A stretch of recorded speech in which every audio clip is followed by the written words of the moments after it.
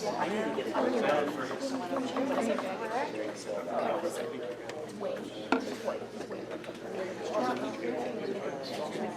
yes. Actually, was out watching it with soccer team in section. I got a little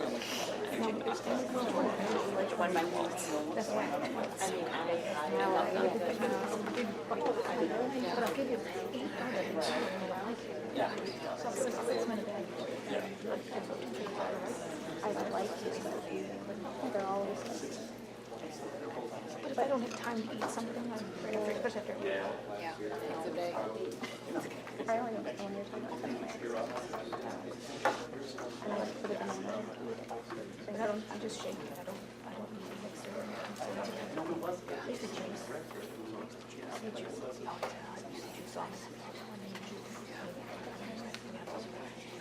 I love it. Yes. I used to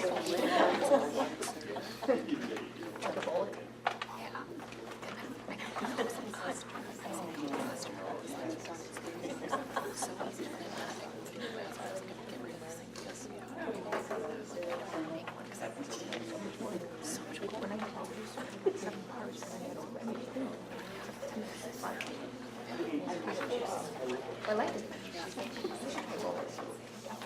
yeah, I just oh yeah, I used that Foster one for OSTR. Like I got rid of it. I'd like to call the Lincoln Way Community High School District 210 Finance and Building Advisory Committee to order. Pledge allegiance.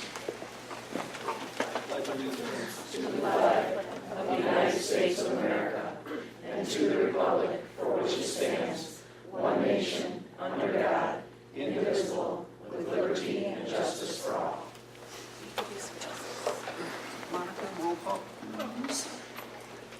Denise Bugney. Here. Chris Kozel. Here. David Larson. Here. Chris Luchetti. Here. Kelly Luzzo. Here. Anne Marie Mampy. Sharon Mahala. Here. Mike Murphy. Here. Catherine Vasilakis Pleasant. Here. Steve Probus. Here. Jack Richards. Norman Roney Jr. Right here. Monica Schmidt. Scott Tingley. Here. And Rich Wilkie.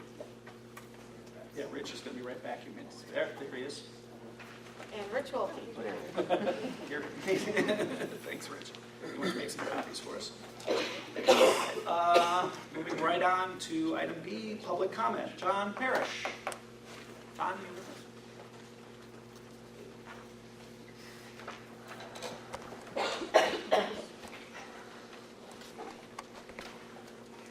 Good evening. To stay with the theme that I started a couple months ago, this is more straight talk. Just after attending the August 18th Board of Education meeting, I sat down in my home office and wrote a check for approximately $6,000 in property taxes.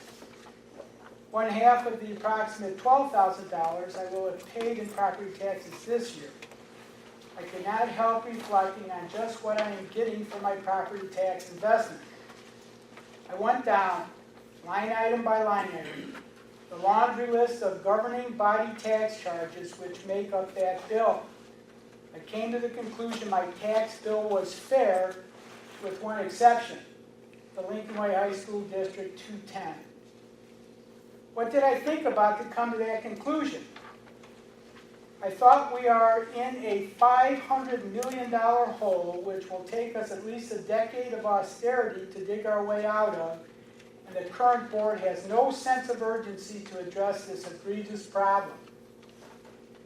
I thought about the senior board members, Dee Molinari, Christine Glatz, Ron Lulo, and you, Chris, who collectively sat on the board, voted to allow a bad deal with Aunt Nancy's get worse, and justified it with the rationalization that a bad deal for daycare needs to be perpetuated to ensure time is liberated with a small minority of our teachers for all of our students to succeed.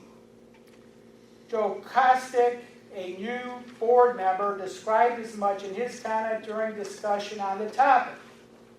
Well, Joe, Mr. Kostick, let me share my opinion with you.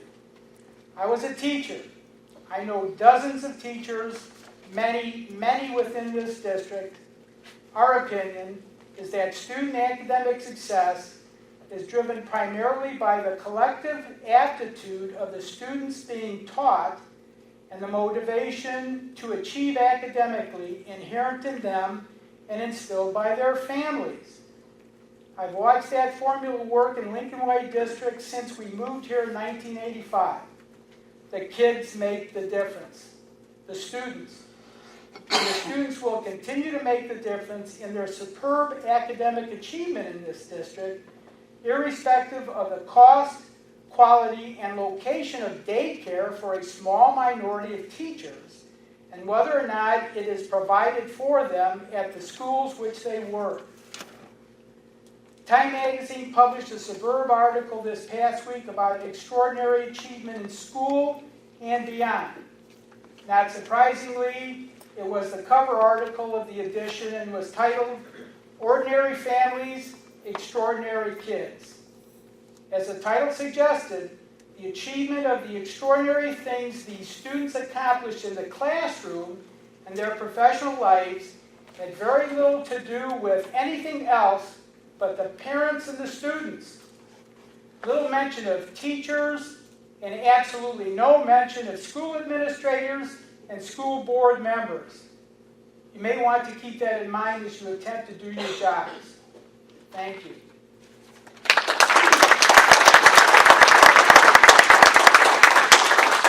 Thank you, Mr. Parrish. Moving on to item C, approval of the August 9th, 2016 meeting minutes. I have a motion to approve them as presented. Aye. Motion by Mr. Murphy. Can I get a second? Second.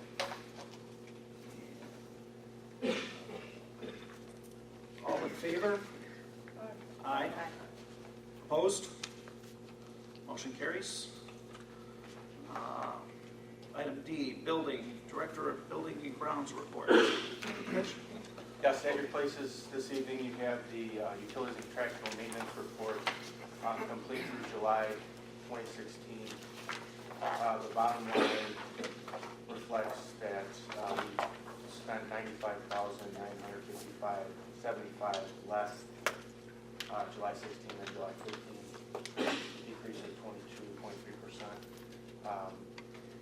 The chart on the following page indicates that line. It just shows you historically 15 versus 16 monthly through the fiscal year, and we'll continue to report through FY17. The next chart right below that is broken down for Lincoln Way Central. Lincoln Way Central spent $1,974.20 less than the previous period, a drop of 1.9%. On the back of that page, Lincoln Way East spent $13,410 less, drop of 11.5%. The next chart, Lincoln Way North spent $72,123 less, a drop of 84%. And West actually spent $2,034.56 more than the previous fiscal year, or an increase of 2.4%. The pie below that breaks down the utilities and contractual maintenance costs for July by category. 46% of our spending was for electricity, 32% for custodial services, natural gas was 5%, water 3%, trash removal 2%, telecommunications 6%, and 6% for lawn care. And on the last page, the pie chart for utilities and contractual maintenance cost by location. Central is 31%, East is 31%, West is 26%, North was 4%, and what was classified as district is 8%. That consists of transportation and some network services. I'll work to break the network services up by building the best I can. I'll work with Dr. Murphy on that to clarify that a little bit. Take a look at those. If there's anything in there that you think we don't need or you think you need something different, let me know. I will also add the building supply and purchase service accounts to the report starting at the next meeting. Questions or comments on this report? Just like take for example like natural gas. I mean, how much of it is because of like rates currently? I mean, if rates normalized for natural gas, what can we expect as a hiccup in natural gas rates? I mean, are these typical summer expenses for natural gas? They are typical. Natural gas in the summer is very low, obviously, and typically that's one of the larger expenses throughout November, December, January, February.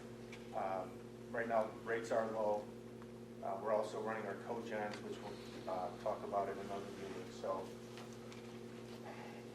for natural gas, right now, it's low. It is low. Hopefully it stays low. That way we'll continue to run the cogens and continue to save money on electricity. If we look at FY15, the greatest savings from natural gas came in FY16 compared to FY15 in November, December, January, February, and March. That was due to the rates and the mild winter. I don't expect to see that type of reduction this year. So where do we budget for 17 as far as utilities? We budgeted based upon current rates. We don't expect gas to go up. We expect to use a little less electricity, but we expect to use a little more gas.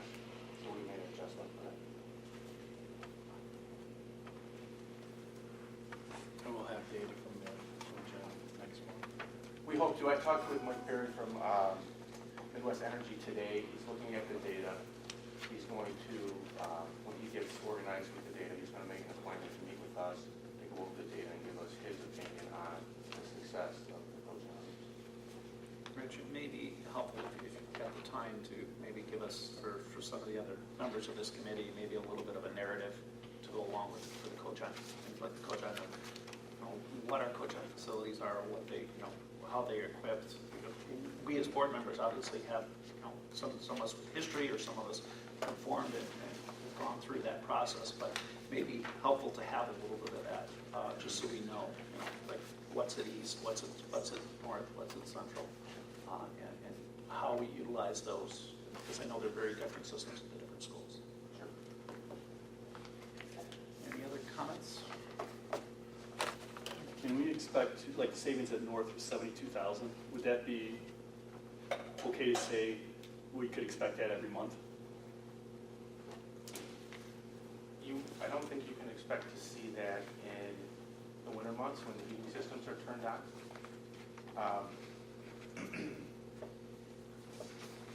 We would expect that to be similar in August and September. And then again in April, May, and June. But we still should see a significant percentage decrease. Yes. We have a projection for total savings for North fiscal year 2017. Yes, we do. I don't have it with me. We had distributed in the past, but it needed to be updated since then, so I can't provide that. Moving on to item 2 under building, review of the DLA architect's proposal for services for asphalt and roof evaluation. Rich and I met with architect from DLA to discuss a asphalt pavement evaluation plan for Central and East, as well as a roof evaluation plan for Central and East. Certainly, Rich has worked with our roofing company in the past to develop a projection or a plan. It may be a good idea to get a third party involved. This is something they've done for other districts. In fact, they brought samples for us to look at that day. For the pavement, this would include parking lots, tennis courts, driveways, and paths. And then the roof work would obviously include all of the existing roofs. The pavement evaluation report would not exceed $8,500. However, there could be boring samples that would have to take place, and that would run anywhere from $5,000 to $8,000 if needed. And then roof evaluation would not exceed $16,500. This will be brought to the board at the next meeting for consideration. There's a 30 to 90-day turnaround. As they have our drawings, I think they can get this turned around in pretty good fashion. These documents then the board could utilize to begin to goal set for capital improvements over the next several years. Rich and I will do our best to answer any questions or comments that you may have. I have a question on the roof systems themselves. I know, where I work, we're putting a lot of green roofs on, white roofing material basically reflects the sun, is more energy efficient. I know we advertise quite a bit of savings from those roofs. Is that being looked at, anything like that? Or? When we discussed this with the architect, we knew that there would be some questions in regards to alternative systems, and we asked them to address that in their report. Some of those systems can be installed at a lower per square foot rate. Some of them don't have quite the lifespan, so there's some debate on whether or not that's a more sustainable roof, or if the built-up roof is more sustainable. Yes, they will address those questions. And so like with the parking lots and the paths and walkways, I mean, do we have lots that are visibly in need of repair right now, or are we just doing this to establish a timeline for everything, or? We do. If you go to Lincoln Way East and you're in the lot on the east side of the building between the stadium and the school, there's quite a few potholes, deterioration at the seams. Our goal would be to get to a position where we can restore those lots before they become completely degraded and would require replacement. And I think this more than anything would give us the lay of the land and, get us to a point where we can make some good, sound decisions based upon facts from experts. Absolutely, I completely agree. Oh, I'm sorry. No, go ahead. I was just saying, with the budget aspect, so we're doing this so we can lay out a plan for 5, 10 years, which is great, fabulous idea. Are we going to lay out a plan for the entire budget? So when we look at surplus each year and growing reserves and talk about the difference between building a reserve, how much of our surplus is going to reserve versus going to capital, are we going to lay that out for the same time period? Will that all be in one comprehensive plan? That obviously is going to happen. I think right now we're trying to get some of the pieces that are going to take some time, like this one, to get some of the data so that we can make those decisions, and working with the rest of the board, what pieces is this committee going to undertake will be up to the board, and those will be open discussions that will happen with the rest of the board. Yeah. I think you have to expect the board to kind of set some goals around rebuilding the fund balances, and a certain amount has to be kind of allocated to that each year. I mean, we can't continue to keep on borrowing these TAWs. It's hard to borrow $30 million in TAWs, and this is not going away anytime soon. I mean, you're going to have to run, large surpluses for many years to rebuild those fund balances. But again, I think you have to know kind of what the capital projects are. There is $5 million in the capital project account right now. So, but I think, to kind of get back to, healthy kind of budgeting and fiscal health of the district, you have to be able to, in 5 years, when we, have some money to allocate, you have to start putting some of these projects in place. So we do have $5 million in the capital projects account, but that doesn't necessarily mean we have $5 million of cash, correct? So that's cash. No, it is cash. Cash. In the capital projects, But yes. is that cash fungible? So It's restricted, so it can't be used for operations. Okay, when we go into the TAWs, that's independent of the capital projects? That's separate. Separate. So, and once again, this, gets into just making sure that we're not being, penny wise and pound foolish and making smart decisions on roofs and parking lots and things like that. I think it's necessary. Absolutely, and to Chris's comments, I think, right, my point is kind of, you have to answer all those questions together. Sure. You can't isolate one, put the cart before the horse, so to speak. I mean, my question on this, is there any overlap with the work they're doing on the life safety inspection? I mean, are they looking at? They will look at pavement when they do the life safety inspection, but sidewalks, typically sidewalks or trip hazards that would be existing, not the structural integrity of the entire parking lot. Do they do anything on the roof? I don't believe the roads, I don't believe they'll be on the life safety. They don't qualify anymore. They used to years ago. So one more comment. I know we have a deferred maintenance schedule that was provided last month with the budget materials. How was that prepared versus this? I mean, obviously we're hiring somebody to do what was on that schedule. That schedule The deferred maintenance schedule for roads is based upon the life expectancy, the installation age, restoration age of the roads. Typically, once you get a roof, it'll have a 15 or 20-year warranty. After the warranty period, you would want to restore the roof to extend the life another 15 years. And that's what the 20-year cycle plan is based on. The deferred maintenance plan is based upon roads that are already past their warranty, perhaps restored once already and now into replacement, or say like the 94 editions, they're past their warranty by several years, they're past their 20-year life expectancy. Without restoration, those, in my opinion, should be restored. And that's how I put that together, based on It's on the life expectancy life of each. expectancy. Thank you. Just one question. Does a roof on a building like this, I mean, is that susceptible to hail damage, like your home roof and things like that, or are these more These durable? are 5 to 3 ply built-up roofs, and they do have a stone ballast on top.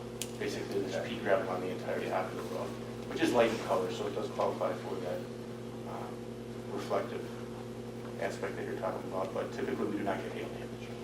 Thank you.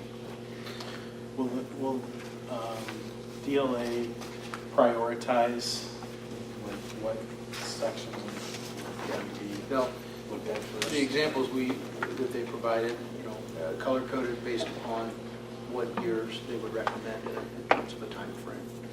They're also going to inspect the roofs and they choose to take some core samples to determine whether the insulation has been compromised if it's wet. Take some infrared scans to determine the condition of the roof. So there's more. We may have a roof that's 30 years old that's in better shape than a roof that's 20, and they'll determine that. And that's extra, right? That's not part of the not to exceed 16,500? Some of the core samples and the infrared would be extra, yeah. Any objections with this moving forward to the board? Just, what's the relationship again with DLA? DLA, Scott, clarify that. They've been the district architect since 2005, 2005 agreement. It's interesting, in order to negotiate any prices, an architect first has to be the district architect.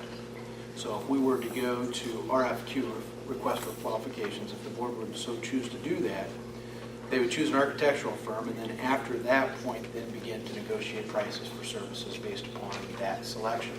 If the prices didn't match or the two parties couldn't agree, go back to the second choice and move through the process.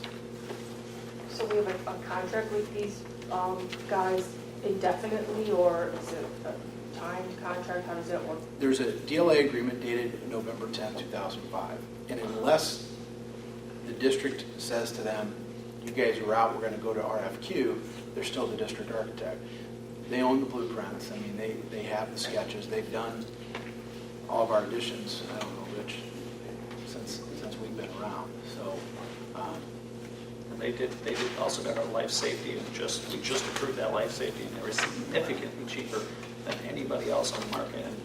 And Rich and, our staff has some experience in, from other districts and calling around to other districts and what they pay on our per square, our cost was significantly less. So we think that these architects are still lower market price than others around for doing the same type of services versus in 2005, it's been a while. Correct, and the other thing is too, is they already have all of our plans of all electronic, there's no conversion costs or anything else that we would have to do at this point. Have they performed any of these services in the past? They do our life safety right They now. do our life safety, Rich, I don't know if they've done parking lot or roof surveys for us. We designed and managed the two high schools, we built the two high schools, and built them the additions in 1994 and 2000. But back to Catherine's point on cost, I mean, just like we did for the life safety, and I know everyone has to do life safety, so it might be a little bit easier, but would It's it be really hard to possible? hear. Speak up a little bit. Would it be possible to contact other people who've had these surveys done, other districts that have had these surveys done, to see what they, to kind of check the price? Yeah, I would feel a lot more comfortable knowing that we're in the ballpark. It's, 2005's been a long time, things change. Sure. Is there any significance to the fact that the total estimate here is $25,000? Is there a requirement for bids or anything at $25,000 and over? No, Not it's- for professional services. Not for professional services, no. no, we can check. So we'll bring it forward then with some price checking from some other districts around. All right, moving on to item E, one Director of Finance report. Okay, just a few things to report this month. I apologize that there are no financial statements, just the timing of this meeting being so early in September, and with it falling on Labor Day weekend, it was just too tight of a turnaround to be able to close a month and provide meaningful financial statements for tonight's meeting. I have reviewed the meeting dates going forward. They all look to be reasonable to be able to provide financial statements, so I only see this being an issue this month. So look forward to those for next month. I know that Steve has been providing financial statements. I think that we're going to be able to get some good things out of Skyward. If anyone does have any certain reporting structure that they want to see, please feel free to email me, and I can try to work some things in. We can look at different formats to be able to get you the information that you want in a meaningful way. Skyward integration, it continues. I've gotten some good feedback from all the people who are up and running on it. They prefer it to Realco just from being able to see everything just right in front of them versus kind of having to search a little bit more in Realco.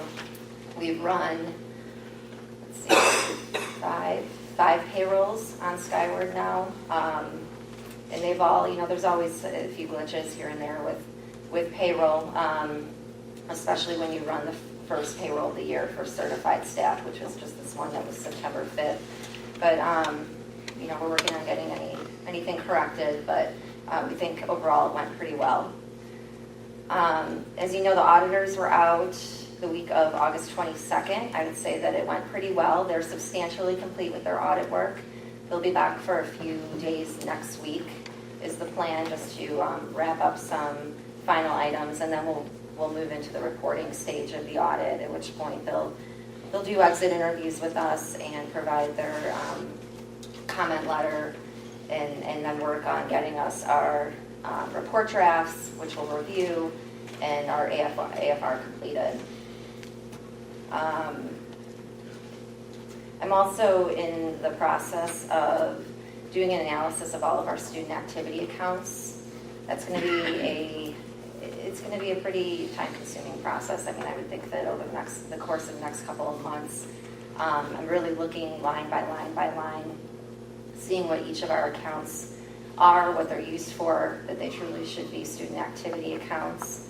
And I expect that what will happen is I'll give a recommendation, a listing to the board to approve for accounts that should be used going forward.